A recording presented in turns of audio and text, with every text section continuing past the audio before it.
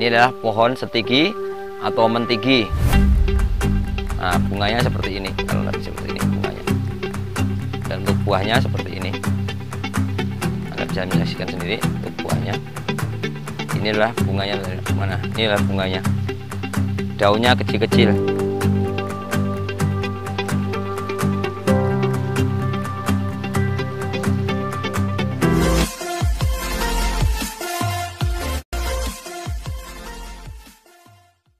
Assalamualaikum warahmatullahi wabarakatuh, sahabat Teroka Alam.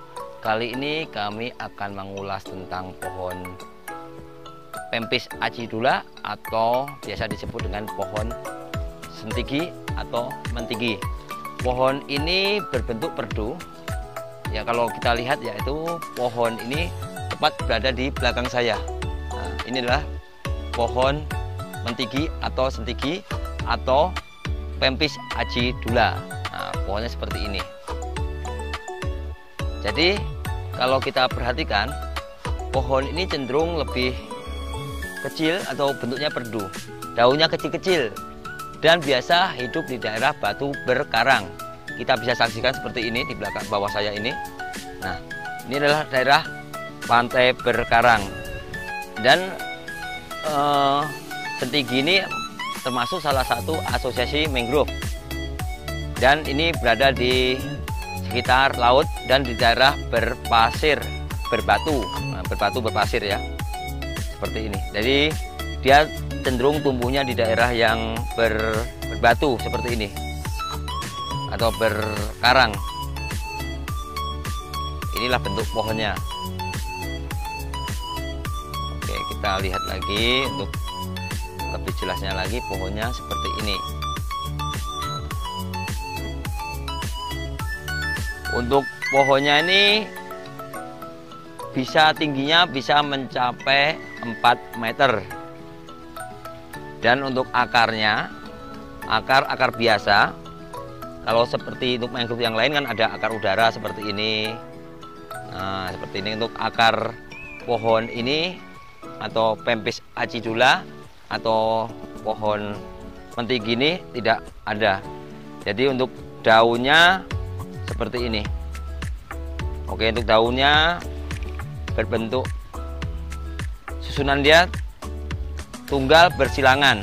Anda bisa saksikan dia bersilangan ya untuk susunan daun dia. Dan untuk bentuknya elips sampai bentuknya agak sedikit telur sungsang, ujungnya membulat dan runcing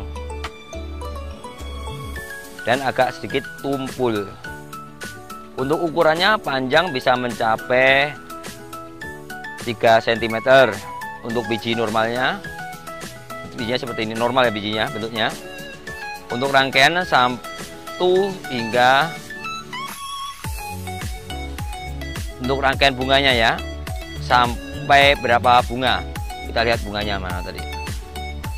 Oke, mana bunga tadi.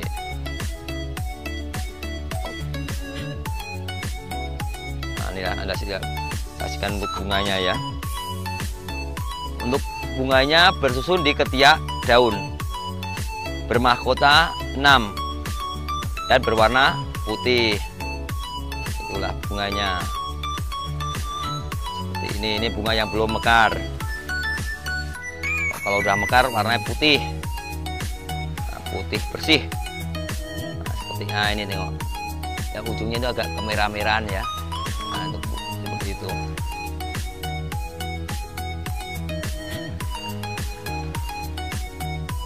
Nah, apalagi ya akan saya ulas. Dan untuk manfaat ini banyak sekali ya untuk kayu mentigi ini. Karena kayu mentigi ini banyak dicari oleh orang.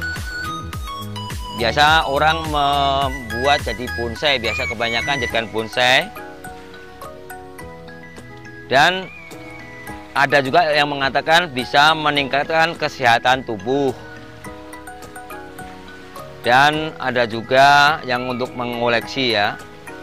Karena ada juga orang yang memanfaatkan kayu ini banyak ada khasiat gitu, ceritanya seperti itu. Dan kayu setigi sendiri banyak dijadikan untuk hiasan, kayunya bisa dijadikan hiasan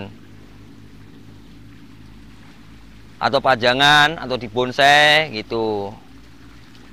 Dan ada juga yang mengatakan ini bisa apa ya, bisa dikatakan ada sedikit mistisnya gitu.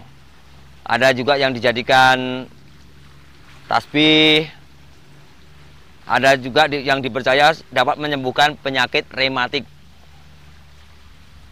Dan ada juga yang percaya akan menghindari kesialan dan membawa nasib yang baik. Dan untuk memaksimalkan efek magis ini, kayu ini biasanya para pemilik kayu setigi akan membuat aksesoris. Itu dibuat entah yang untuk keperluan sehari-hari, tongkat, kayak macam-macam seperti itu.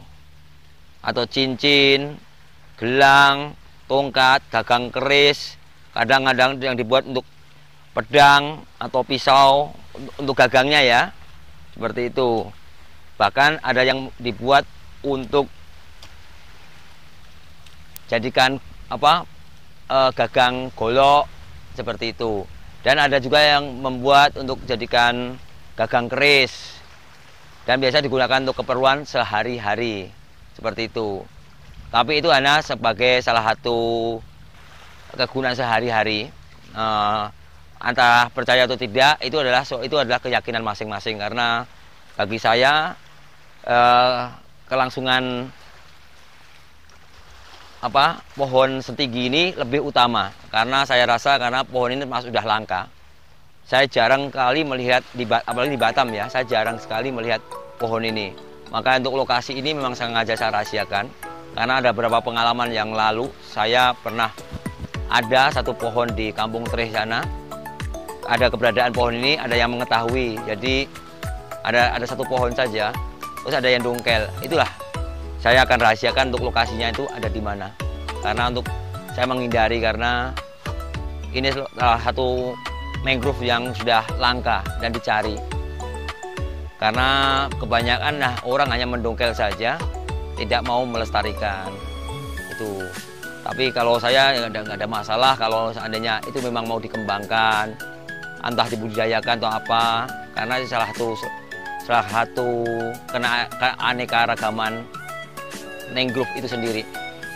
Banyak sekali mangrove yang lain yang banyak yang nggak diulas juga, yang banyak yang nggak kembangkan lagi. Kebanyakan program-program penanaman mangrove kebanyakan hanya yang tanam adalah jenis pohon bakau. Ini pun bukan bakau yang jenis ini, kebanyakan bakau mucronata, bukan yang jenis yang batu berkarang. Ini sebenarnya bakau yang berbeda. Apalagi menanam yang jenis Pempis acidula, itu saya lihat memang jarang atau mungkin malah nggak pernah diekspos, atau mungkin memang saya nggak pernah dengar ada penanaman mangrove yang ditanam adalah pohon sentigi. Nah, jadi alangkah bagusnya memang untuk mangrove jenis ini memang bisa dikembangkan lagi daerah, apalagi daerah yang berbatu berkarang. Nah, seperti ini, pantai berkarang seperti ini.